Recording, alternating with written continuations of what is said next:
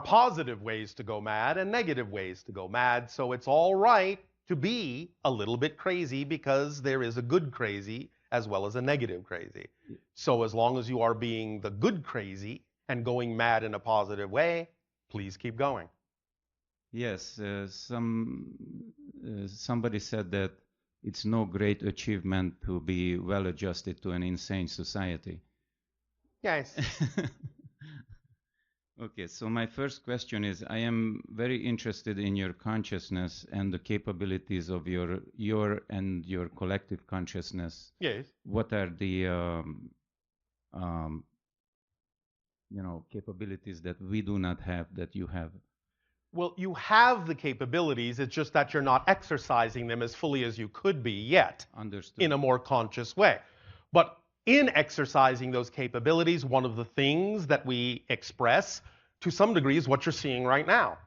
We have the capability of forming a vibrational harmonic lock with beings that are trained to harmonize with our frequency of consciousness so that we can use the idea of a biological translator to communicate these ideas to other civilizations such as yours. Our consciousness is also flexible enough to go up and down what you would consider to be the timeline. In other words, the conversation that you believe we are having now, I may not have had yet, or I may have had a long time ago. But my consciousness will know where to direct the conversation so that it is appearing to be a conversation that is occurring in your present. Wow.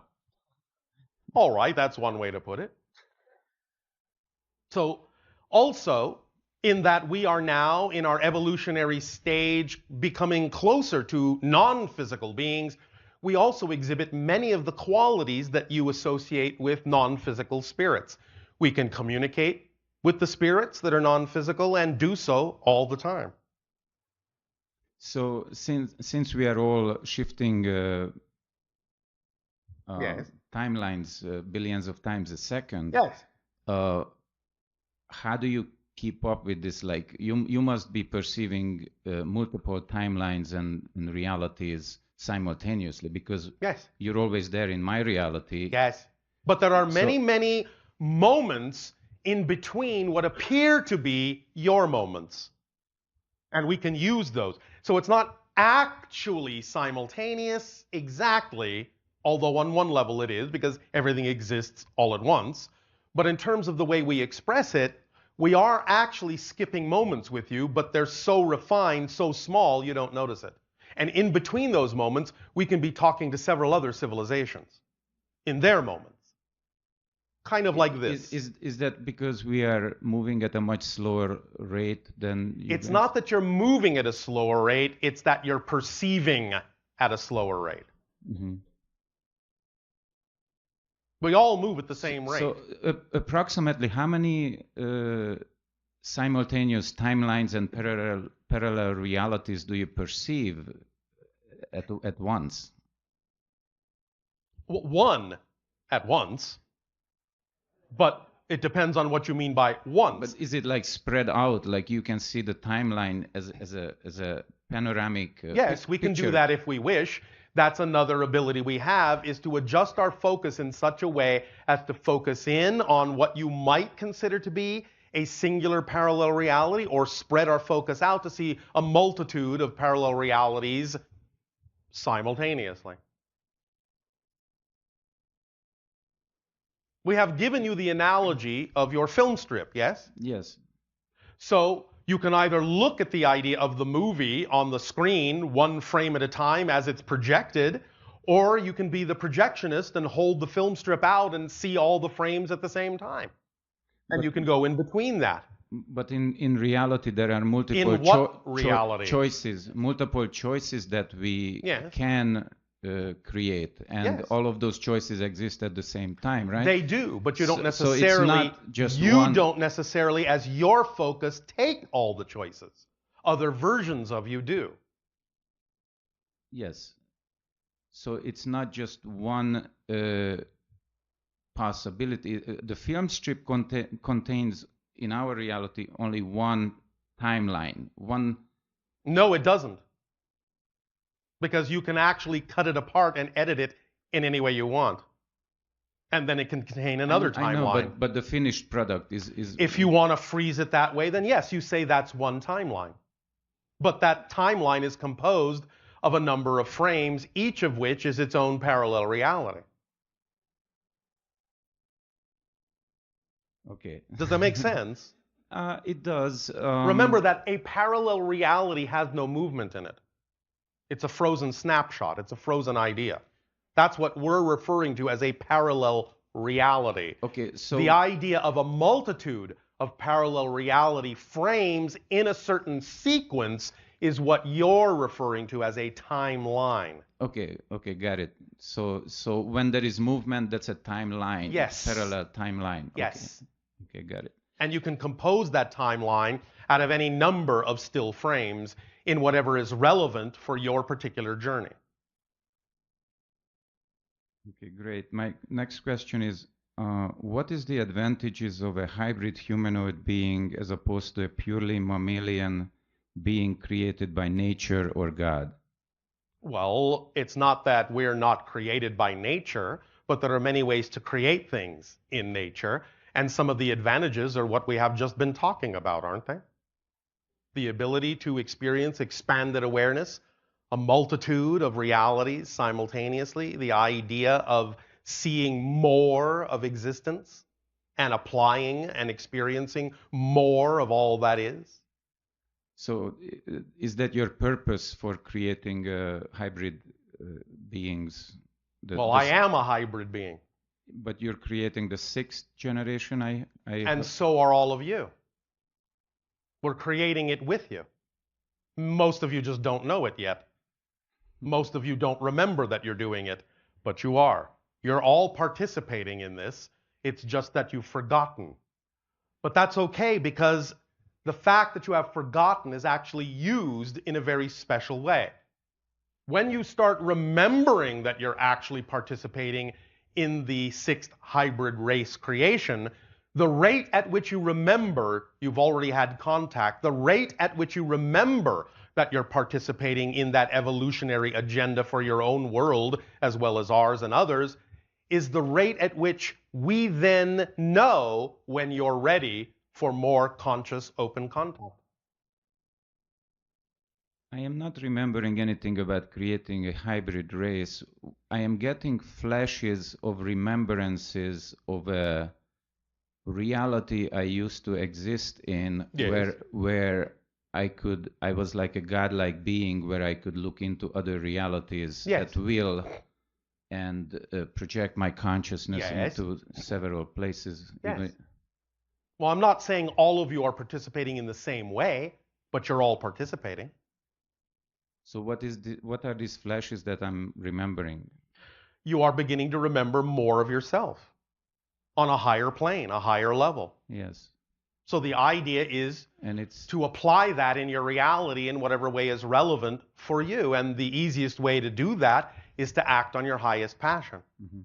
Because that's what that vibration is all about, is helping you become your version in physical reality of what it is you're tapping into on a higher plane.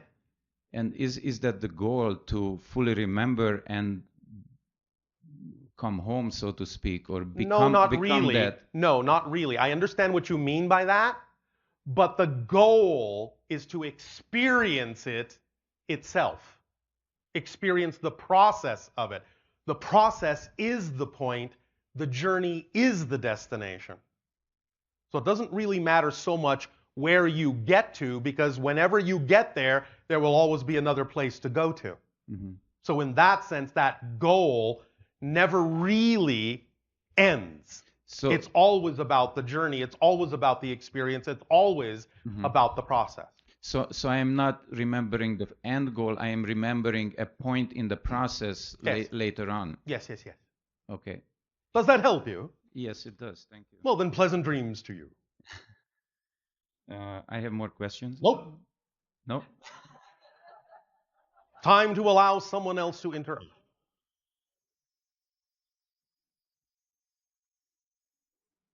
And besides which, others will also answer some of your questions It's not necessarily our job to answer them all because it is more appropriate for your own guides or other beings to interact with you in other ways. Ready? Good morning, Bashar. And to you, good day. Well, thank you. I've never heard you before, so this is a treat. Well, what a coincidence. We've never heard you before either. Okay, What are the odds? pretty good. My question is about crystals. Yes. For several years, I collect crystals, and I have All some right. orbs, like crystal balls. Yes, yes, yes. They've been changing colors inside. Yes. There have been gold things running through them. Yes. And my amethyst crystals are getting white on them instead of purple. All right. And then about 3 years ago, Yes. I looked in my backyard, cleaning up the bushes and stuff. And there was a very large quartz crystal there that I didn't own, had never been there before. And then a smaller one that looked like it fell off of that. Yes. Where did that come from and why? Well, first of all, have you heard us talk about the concept of permission slips? No. All right.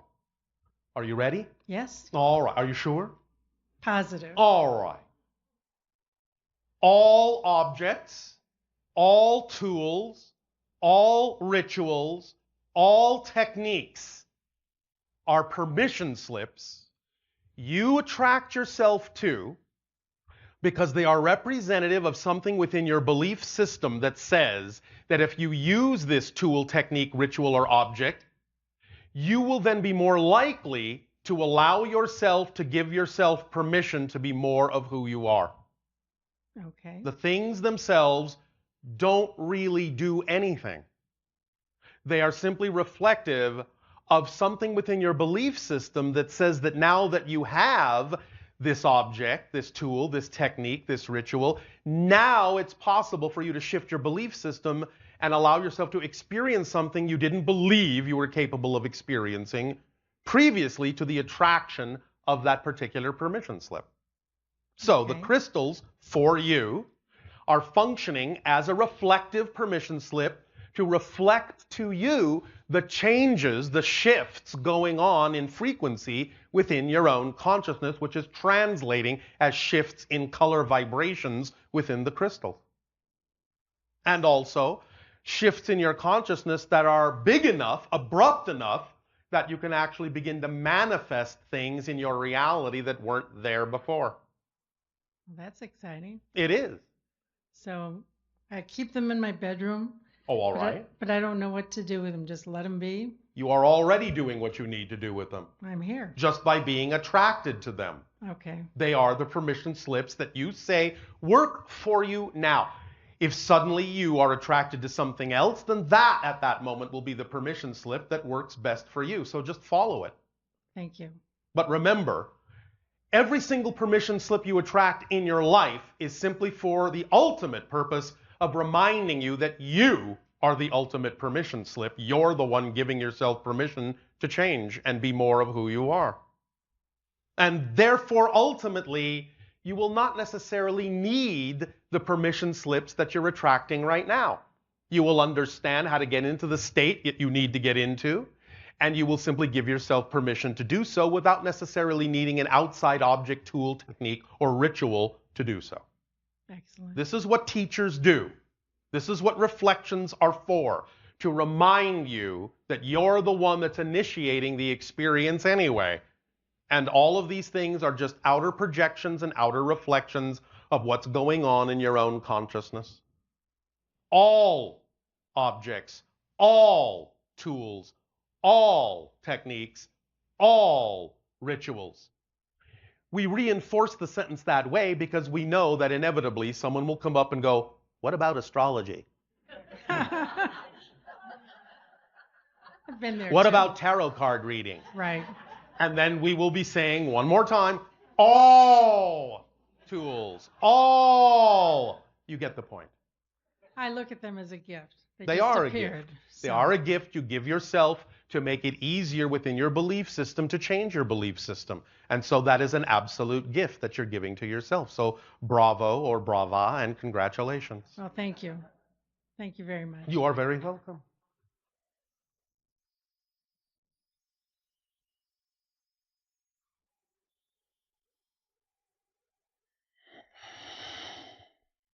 Hello, Bashar. I know you. Good day.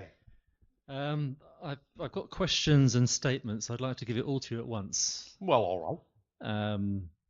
Okay, my job is I'm an architect, and I've recently started incorporating the phi ratio into some of my projects. All right. The project I finished, I had to enclose part of the structure, and there were 6 rectangular voids, all conforming to the phi ratio.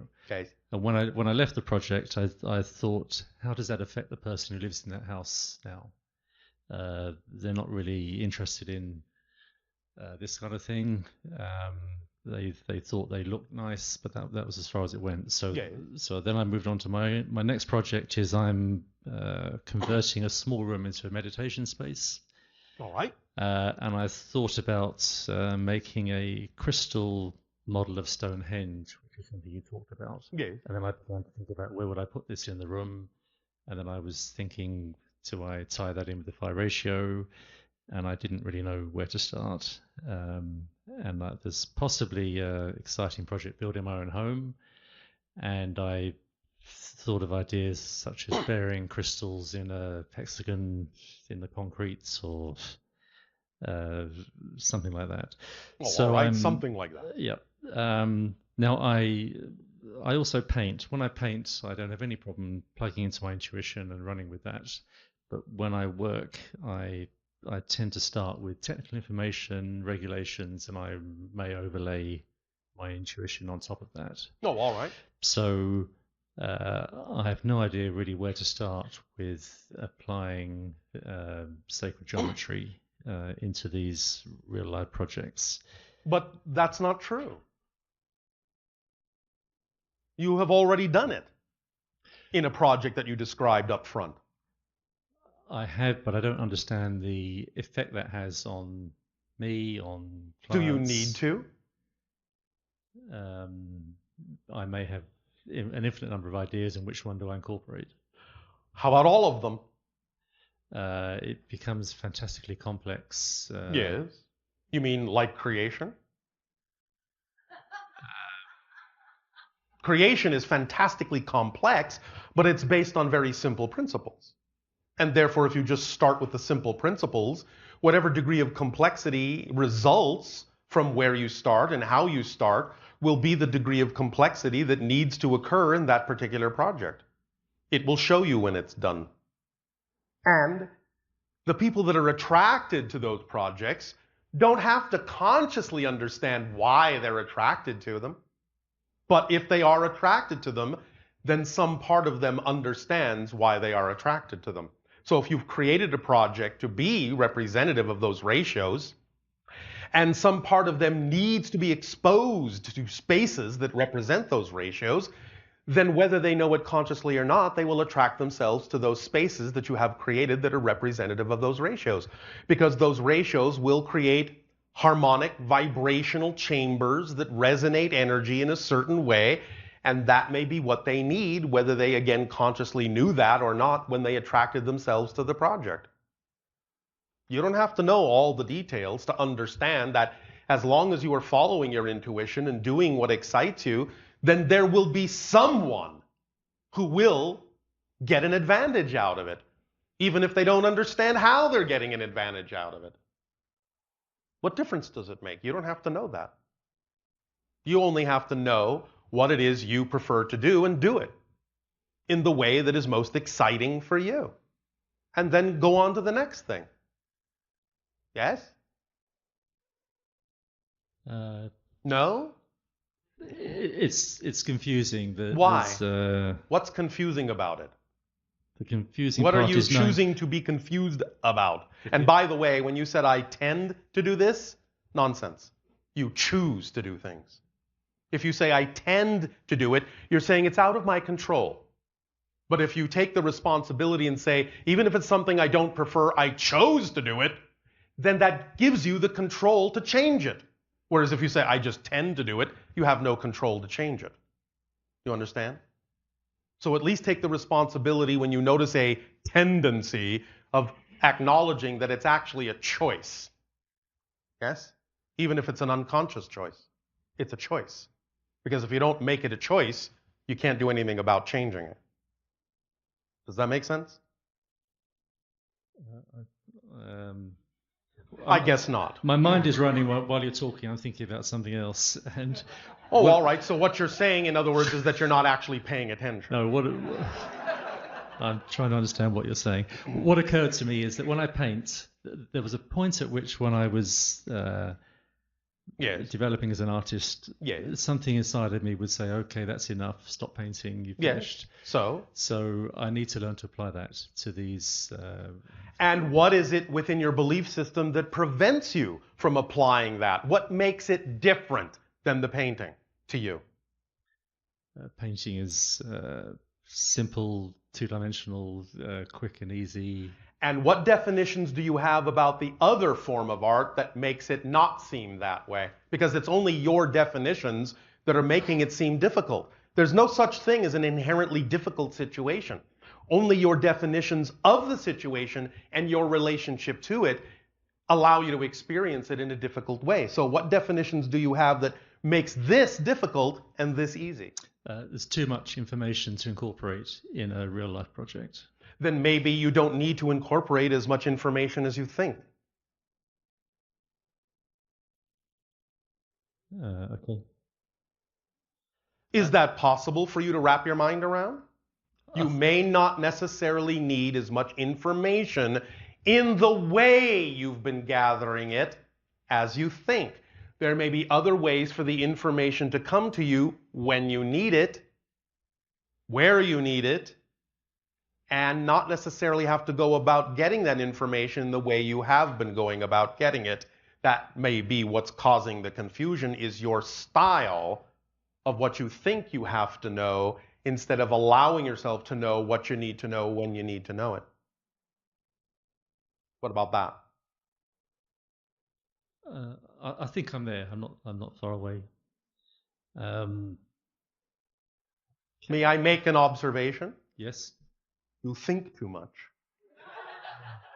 That's fine. You're overthinking things. You don't need to know as much as you think you do to do something. Start simply. How about that? Go back to basics with your architecture. Start simply and stay simple for a while and see if information starts coming to you in a different way that seems more clarifying. Okay. Change your technique of approach to architecture in the same way you approach the idea of your painting and see what happens. Okay, I understand that. All right. How does this relate to the last lady's question? You said there's a point at which these things no longer become necessary or relevant. Yes. So that could mean it's no longer necessary or relevant for me to do any of this. That people maybe, if it's not exciting to you, at least if it's not exciting in the way you're doing it, there may be a way that's more exciting to do it. Or if you make an honest assessment that this thing itself is not representative of your highest excitement, then by all means, do what is. The other thing you learn by following your excitement is that sometimes you will be brought back to a thing you may be doing now, but by following your excitement, because remember I said one of the tools is that all excitement is connected to all expressions of excitement. So if there is something about this that could excite you more, by following whatever is more exciting now, it is connected to that and will bring you back to that, but will bring you back to that from a more exciting direction. Yeah, I understand. Yeah. Because it's a holistic system, not really a collection of parts. That's just an illusion. Okay. Make sense? Yep. All right, let it sink in. Okay, the gentleman next to me asked a quick question. Can I ask that for him? Which would be what? Can you give an update on when we're all likely to know that there is life elsewhere? Well, as we said, it's still most likely between this year and your year of 2017. Okay. But what we are talking about is simply the idea that you will have proof that life can exist elsewhere. It may come in a form you don't necessarily expect, and it may not necessarily mean that you're looking at UFOs landing everywhere. It simply means you will know for a fact that life exists elsewhere other than your planet. And this may be one of the things that will begin to make itself evident somewhere around the fall of 2016, give or take. Okay. All right? Thank you. All right.